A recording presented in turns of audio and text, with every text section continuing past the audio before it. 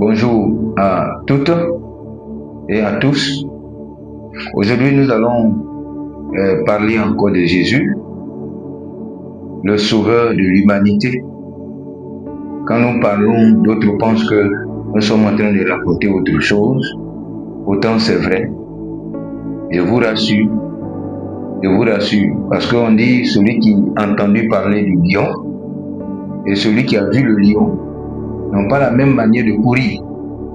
C'est pourquoi il est important de partager l'évangile à ceux qui, jusque-là, sont encore réticents.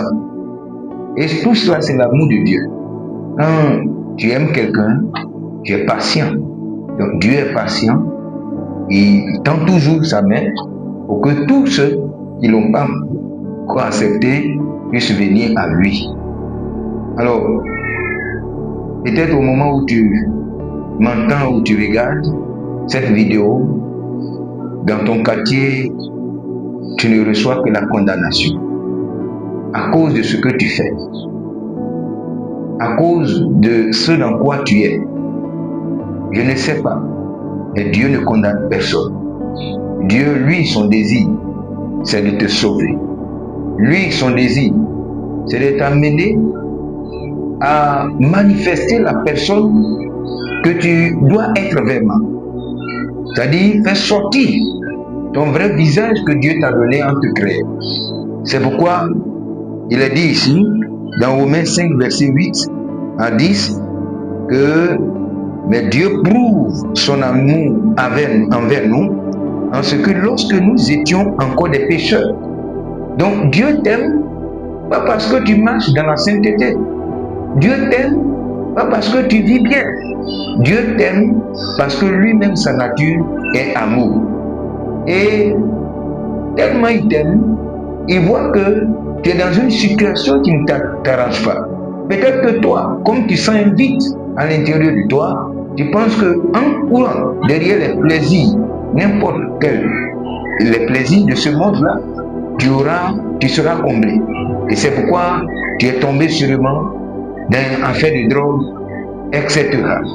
Mais sache que quand bien même que tu es dans cette vie de drogue-là, Dieu, son amour est toujours là pour toi. Et il veut te sauver.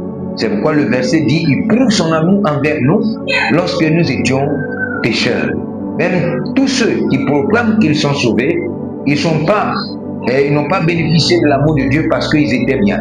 Ils n'ont pas bénéficié de l'amour de Dieu parce qu'ils étaient justes. Ils n'ont pas bénéficié de l'amour de Dieu parce qu'ils étaient parfaits.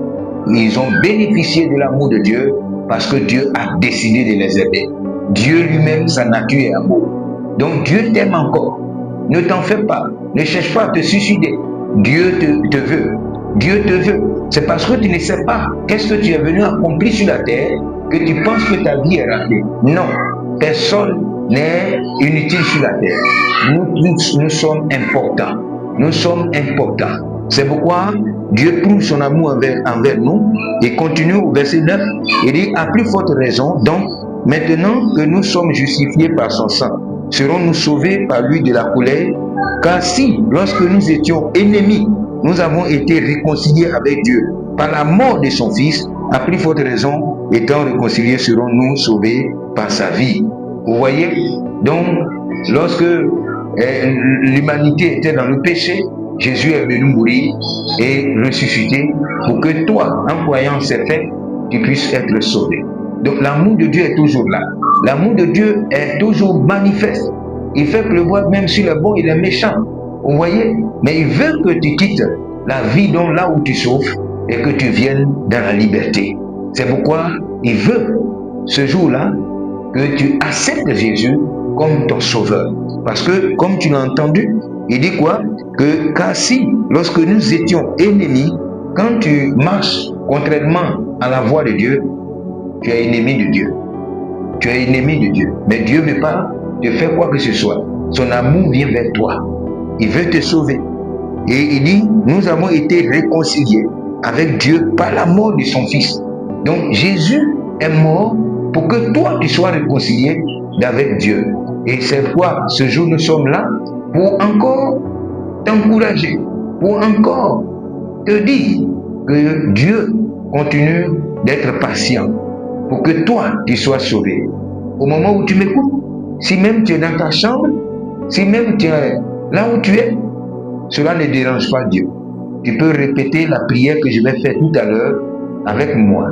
Et tu vas voir que tu vas bénéficier de ce tabou. D'abord, déjà même, l'amour de Dieu est là pour toi. Parce que c'est pourquoi même tu as envie. Mais il veut que tu bénéficies de son amour pleinement en recevant Jésus-Christ comme ton sauveur et Seigneur.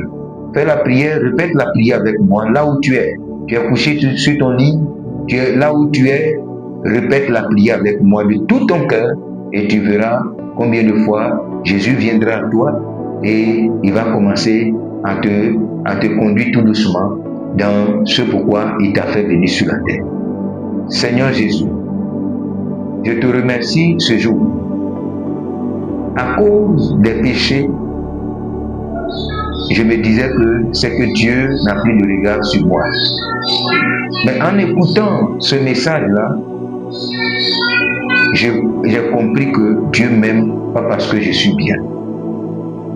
Ça m'a fait tellement du bien que je vais saisir cette occasion pour te recevoir dans mon cœur. C'est pourquoi, Seigneur Jésus, je t'accepte comme mon sauveur et mon Seigneur. Merci de me sauver. Merci de faire de moi ton enfant. Au nom de Jésus. Amen.